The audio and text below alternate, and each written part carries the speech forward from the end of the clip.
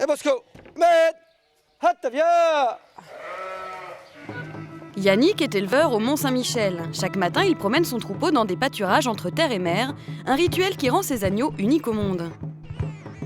L'agneau de présalé, c'est une tradition, un terroir. Et c'est le must de la viande d'agneau. En effet, plusieurs fois par an, la baie du Mont-Saint-Michel est submergée par de grandes marées. En se retirant, la mer laisse du sel sur les herbes, une herbe dont raffolent les agneaux de Yannick. Il va aller pâturer une petite herbe qui s'appelle la Puccinelli. Toute petite herbe qui fait de 0 à 5 cm. Et cette petite herbe va donner une saveur indéniable qu'on va retrouver à la cuisson. Mais alors, ces agneaux sont-ils plus salés que les autres ? L'agneau AOC présalé n'a pas une saveur plus salée que les autres agneaux. La viande va se caraméliser au contact de la cuisson, avoir des gras plus tendres, donc une saveur plus fine en bouche. Car nous régaler, c'est quand même le but ultime de Yannick. À Pâques, difficile d'échapper à l'agneau. Pourtant, les a priori sur cette viande traditionnellement consommée en gigot vont bon train, chère au goût très prononcé, longue et compliquée à cuisiner, mais vous allez voir que l'agneau pascal peut se préparer de manière simple et moderne, sans sacrifier son plaisir. Donc on est parti. Christophe est chef cuisinier en Bretagne. Il a fait de l'agneau de présalé sa spécialité. Alors cette viande en bouche, elle est très bonne, parfumée, un petit coup iodé, ça se mange à toutes les sauces, mais le plus simple encore, c'est encore de laisser la viande s'exprimer. Mais encore faut-il savoir quelle partie on veut entendre.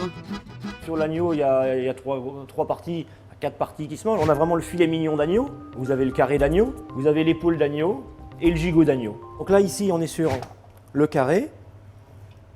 Et quand on retourne, on voit bien nos côtes ici. Et ici, on a le rond d'agneau.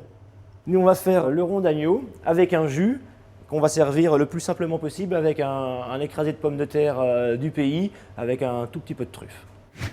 Christophe commence par faire revenir très rapidement la pièce d'agneau dans de l'huile d'olive avec quelques légumes. On la cuit que sur une face, ouais, pour lui donner justement un côté croustillant et le deuxième côté qui va être plus moelleux.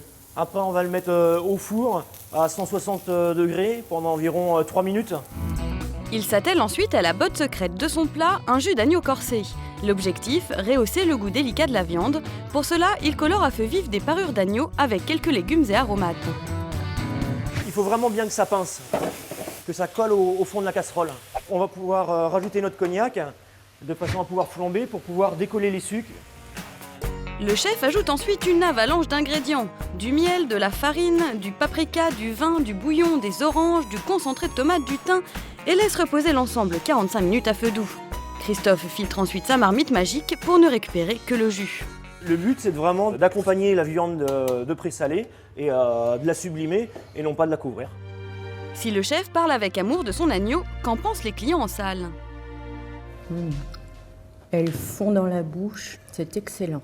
Sous la langue, c'est super. La viande était très très tendre, ça ne nous envahit pas toute la bouche, on apprécie à la juste valeur. Visiblement, le plat de Christophe fait fondre les clients.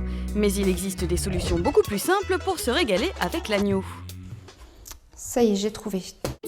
Stéphanie est mère de famille. Pour faire manger de l'agneau à ses enfants, elle n'hésite pas à innover. Je vais faire une recette de souris d'agneau en croûte de pain. Ça va être très très bon, très tendre. Et on va aussi être surpris car on se demande ce qu'il y a en dessous. Donc il y a le côté ludique de cette recette.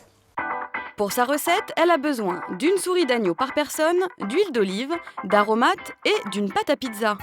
Stéphanie commence par saisir à feu vif les souris d'agneau sur toutes les faces. Elle fait ensuite revenir ail, oignon, thym et persil dans une autre poêle.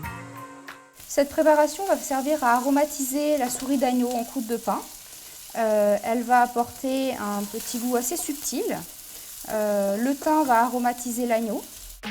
Elle coupe ensuite la pâte à pizza en deux, dépose au centre de chaque carré une portion de son mélange poêlé, puis dépose ses souris et referme l'ensemble. La pâte à pizza va permettre à la souris d'agneau de cuire un petit peu à l'étouffée, c'est-à-dire que les arômes des ingrédients vont se diffuser dans la pâte, vont se diffuser dans la souris d'agneau, ce qui va permettre à la souris d'agneau d'avoir un goût plus prononcé. Stéphanie enfourne ses petites cheminées d'agneau à 150 degrés pendant 1h30. Et pour éviter que son plat ne parte en fumée, elle intervient à mi-cuisson.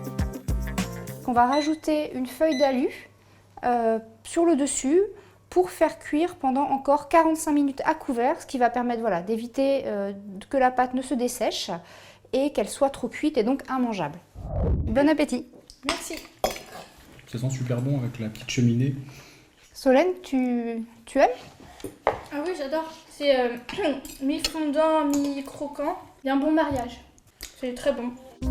Les cheminées de Stéphanie sont un succès, mais vous allez voir que tous les gourmands, même végétariens, peuvent se régaler d'un bon agneau pascal.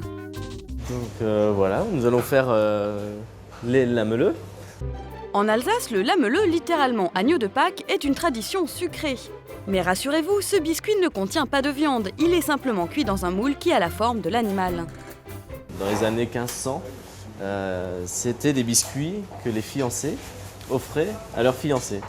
Et c'est aussi des petits biscuits qui étaient offerts aux enfants après la messe de Pâques. Une tradition qui ne date pas d'hier donc, mais que Camille Le Sec, chef pâtissier dans un grand palace parisien, a remis au goût du jour. Pour sa recette, il commence par monter des blancs en neige avec du sucre. Vous voyez, on a nos blancs qui sont en train de vraiment prendre du volume, prendre de la légèreté. C'est pareil avec les jaunes. Dans un récipient, il mélange farine, fécule de pommes de terre et cannelle. Puis il ajoute ses blancs en neige et ses jaunes vanillés. Une fois les moules beurrés et farinés, ne reste plus qu'à verser la pâte et enfourner 20 minutes à 180 degrés. Voilà. On voit bien la forme du petit agneau, l'agneau de Pâques, l'agneau pascal. Ben voilà, on s'amuse avec ça. Pour la décoration, comme pour les œufs de Pâques, à chacun de laisser s'exprimer sa créativité. Alors en version sucrée ou salée, cette année plus que jamais, avec l'agneau pascal, succombé au péché de gourmandise.